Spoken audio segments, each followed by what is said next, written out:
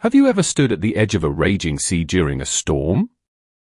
Watching as massive waves crash against the shoreline, feeling the raw power of nature unleash itself before your eyes? There's something both terrifying and awe-inspiring about witnessing such unbridled force.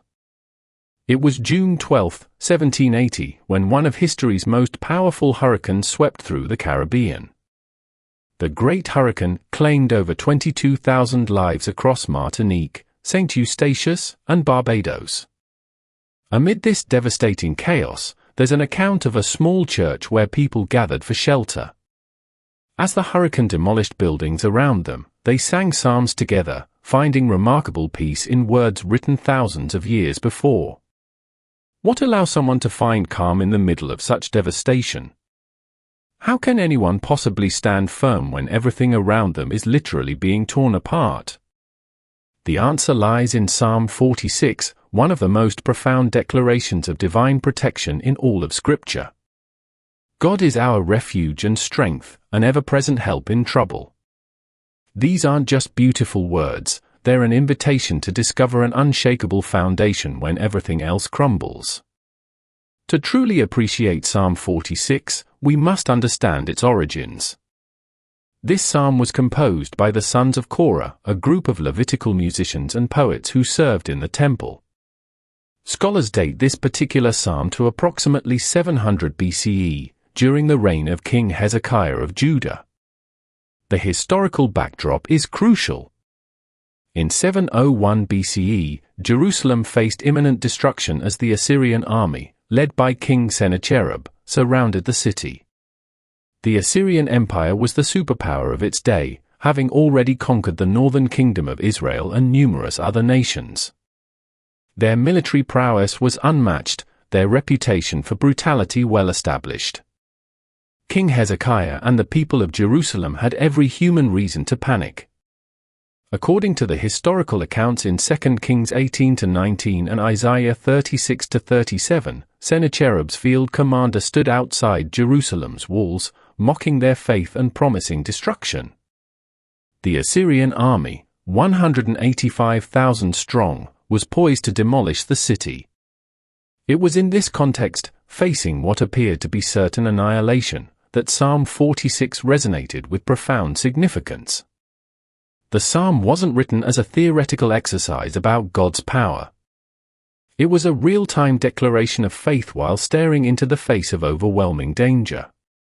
The structure of Psalm 46.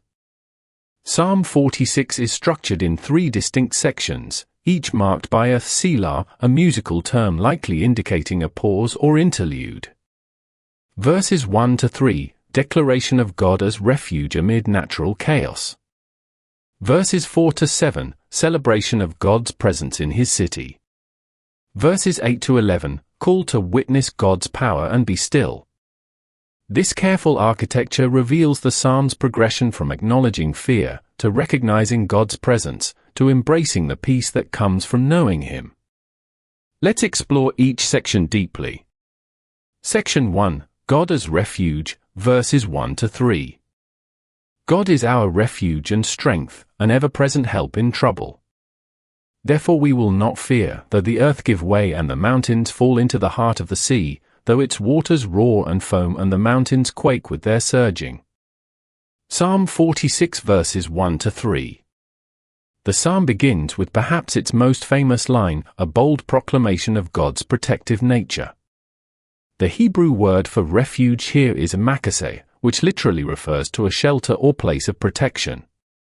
It's a military term describing a fortified position where soldiers could retreat when overwhelmed. But notice the crucial possessive pronoun, our. This isn't describing a distant deity who might theoretically offer protection. This is a deeply personal relationship. The psalmist isn't saying God can be a refuge, but rather God is our refuge, claiming this protection as already established. The description continues with strength, Hebrew, ounce, conveying not just physical power but inner fortitude. Then comes the remarkable phrase, an ever-present help in trouble. The Hebrew phrase nimtza miodith, translated as ever-present, carries the connotation of being exceedingly findable or proven repeatedly. This isn't a God who might show up if circumstances align, this is a God who has demonstrated his faithfulness time and again. Then comes the dramatic contrast, therefore we will not fear. The word therefore is critical, it establishes causality. Because God is our refuge and strength, because he has proven himself repeatedly, we have rational grounds for courage even when facing catastrophic circumstances. And what circumstances? The psalmist describes apocalyptic natural disasters, earthquakes powerful enough to move mountains, seas raging and foaming. In the ancient Near Eastern worldview, mountains represented permanence and stability. The idea of mountains being cast into the sea represented the ultimate disorder, the very foundations of reality coming undone. Yet even in this scenario of cosmic upheaval, the psalmist maintains, "We will not fear." This isn't naive optimism, it's confidence rooted in the character of God. Section 2, God's presence in his city, verses 4-7. There is a river whose streams make glad the city of God, the holy place where the Most High dwells. God is within her, she will not fall, God will help her at break of day. Nations are in uproar, kingdoms fall, he lifts his voice, the earth melts. The Lord Almighty is with us, the God of Jacob is our fortress. Psalm 46 verses 4-7. The second section shifts from natural disasters to human conflicts, from cosmic chaos to political upheaval. But amid this transition, the psalmist introduces a powerful image, a river bringing joy to God's city. This river imagery is particularly significant given Jerusalem's geographical reality. Unlike many ancient capitals built beside major waterways, think Egypt's Nile, Babylon's Euphrates, Jerusalem had no major river. Its primary water source was the Gihon Spring, which King Hezekiah had diverted into the city through an underground tunnel system for protection during sieges, 2 Chronicles 32 verse 30. The river in Psalm 46, therefore, represents something greater than physical water. It symbolizes God's provision, his sustaining presence that refreshes even when external resources are cut off. While the seas outside rage chaotically, verses 2-3, this river flows with order and purpose, bringing gladness rather than destruction. The center of this section, and indeed the theological heart of the entire psalm, is verse 5, God is within her, she will not fall. The Hebrew phrase for within her, bikerba, conveys intimate presence, not distant observation. The divine is not watching from afar but dwelling in the midst of his people. This indwelling presence is the ultimate security. Notice the logical progression, because God is present, she will not fall. This echoes the therefore we will not fear from verse 2.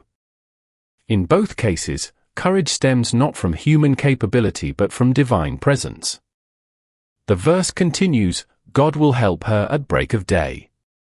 This timing is significant in ancient warfare contexts. Attacks often came at dawn, catching defenders at their most vulnerable after a night's watch. The psalmist declares that God's help arrives precisely when needed most. Verse 6 widens the lens dramatically, nations are in uproar, kingdoms fall, he lifts his voice, the earth melts. The contrast is striking, human powers make tremendous noise, uproar, yet God merely needs to speak, and creation itself responds. This recalls Genesis 1, where God's voice alone brings order from chaos. This section concludes with verse 7, which serves as the psalm's refrain, the Lord Almighty is with us, the God of Jacob is our fortress. Here we find a powerful theological statement combining two divine titles.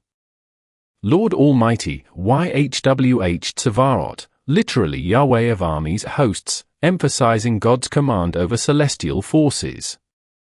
God of Jacob, Elohei Yaakov, highlighting God's covenant relationship with Israel through the patriarchs.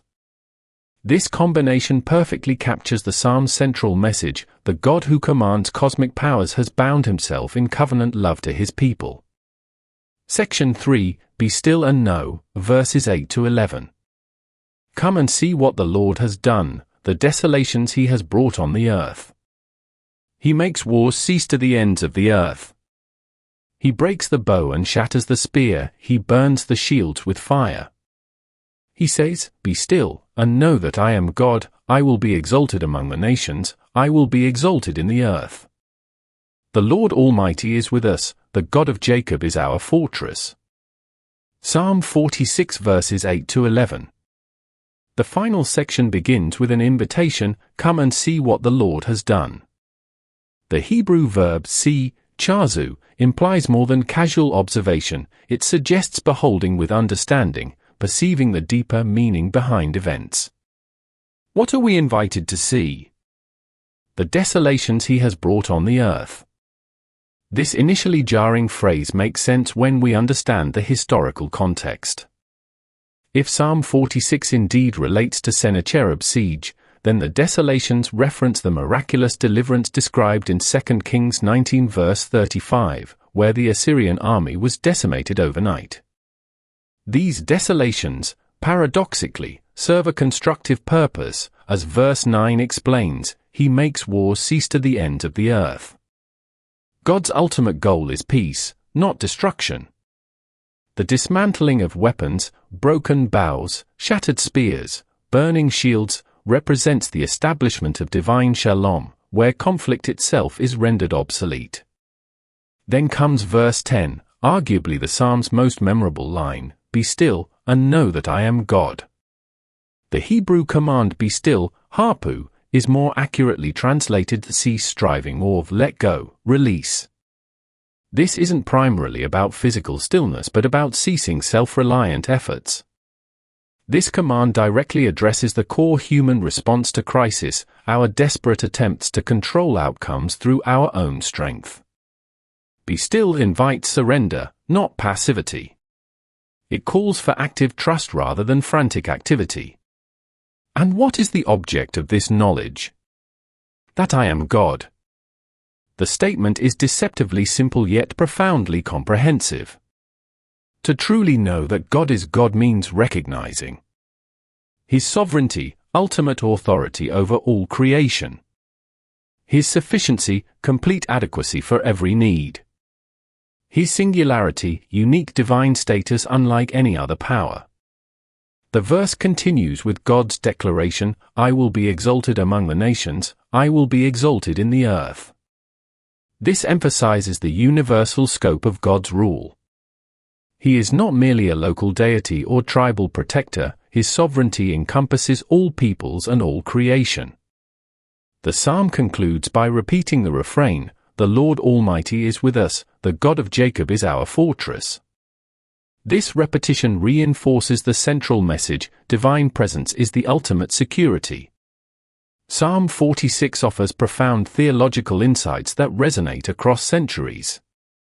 1. The paradox of divine immanence and transcendence.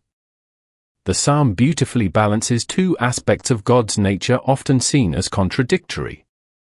He is transcendent, powerful enough to melt the earth with his voice, verse 6, yet also immanent, dwelling within his city, verse 5.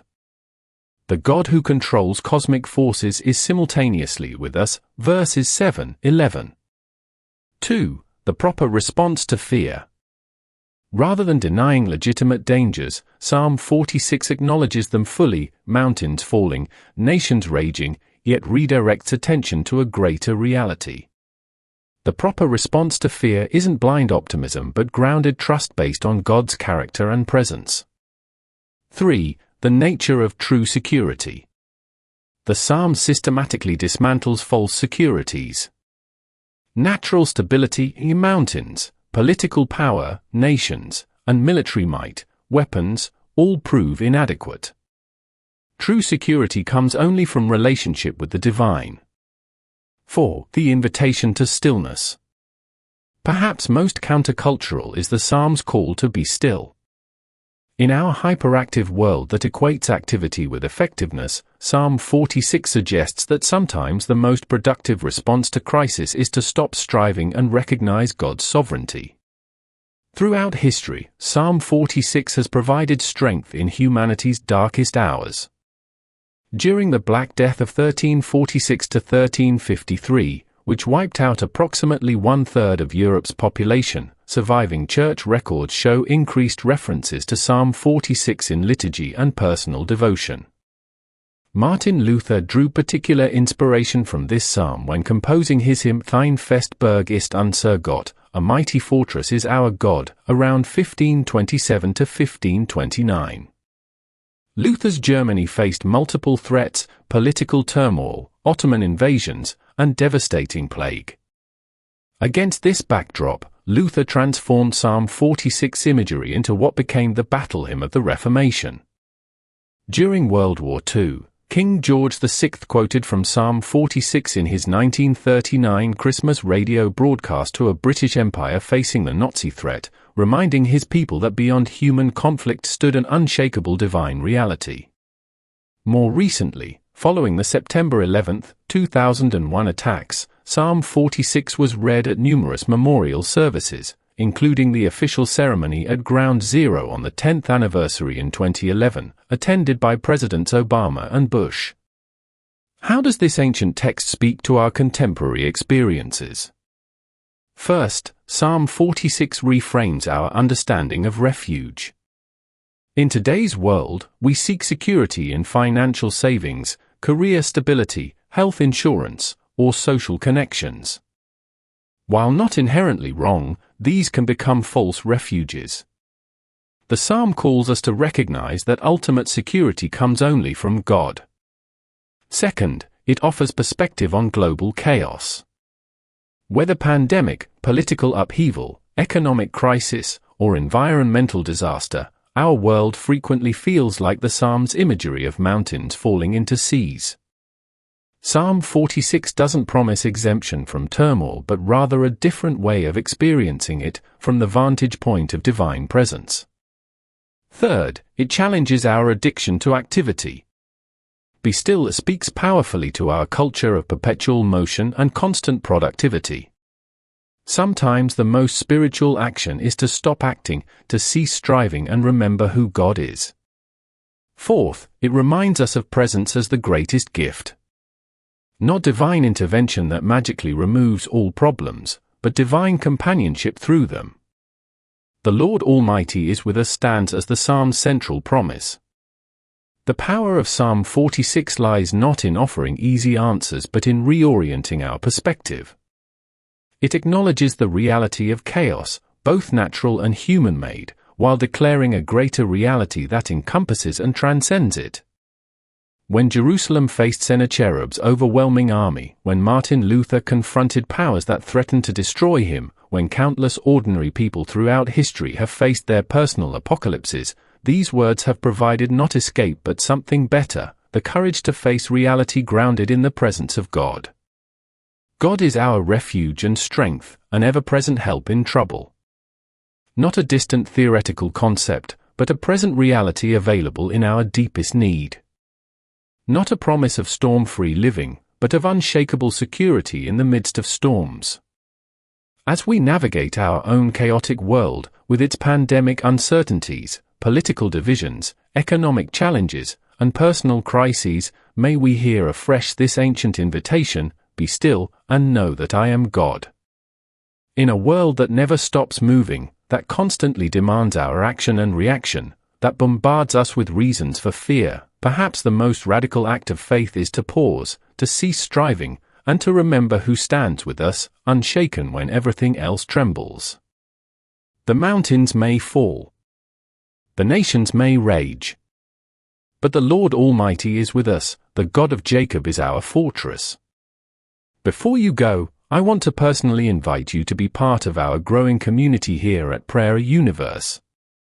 If this video touched your heart or brought you peace, take a moment to hit that subscribe button and turn on notifications so you never miss a prayer or message that can uplift your spirit.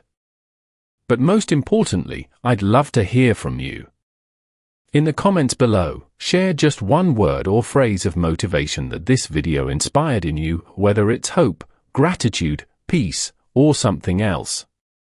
Your words matter deeply to us because they help guide the content we create for this channel. Together, let's build a space filled with faith, encouragement, and connection. Thank you for being here, and remember, every prayer counts. See you in the next one.